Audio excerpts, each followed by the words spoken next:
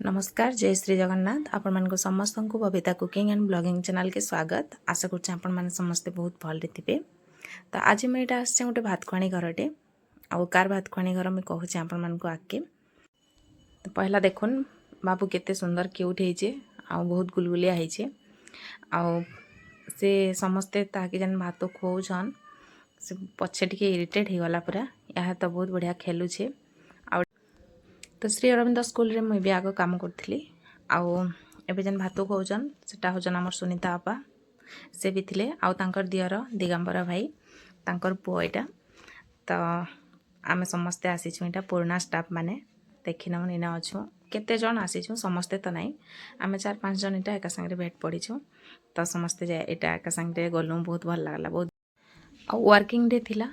तो केते जन स्टाफ नाई भी आसी पारी आउ भाई मैंने सब आसिक पलि थे बोधे आम क्या भी नाई भेटी आउ आम 3-4 जन यहाँ भेट पड़ी आउ छुआ मैंने भी सब बहुत बड़ बड़ हो गले न। आग जेन छुआ मैंने छोट छोट थे क्लास 1-2 पढ़ुले से मैंने भी बहुत बड़ बड़ हो गले न। तो पुराना छुआ मान को देखले भी बहुत खुशी लगसी। आम चिन्ह नहीं पारे भी छुआ मैंने चिन्हिक आसिक आमको पाउलिक कथा हसन तो बहुत खुशी लगसी।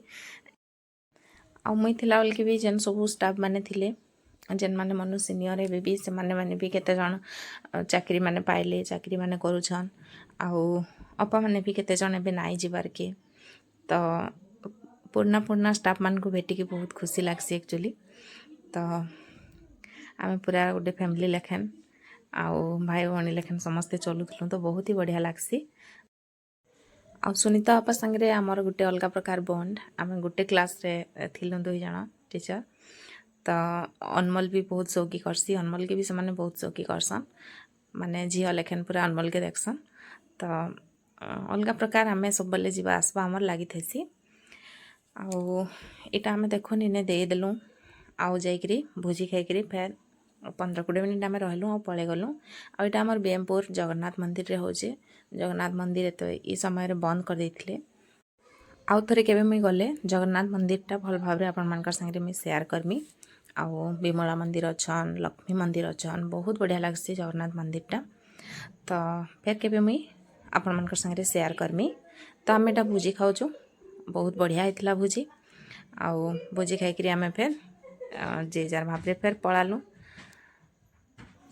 आमर बीएमपुर जगन्नाथ मंदिर रे बाहाघर व्रतघर जहाँ किसी भी अन्नप्राशन हंती बहुत सारा फंक्शन माने करी हेसी बहुत सुंदर व्यवस्था है और जगह भी बहुत अच्छे और मंदिरटा भी देखुन केते सुंदर लगुचे बहुत बढ़िया लगसी।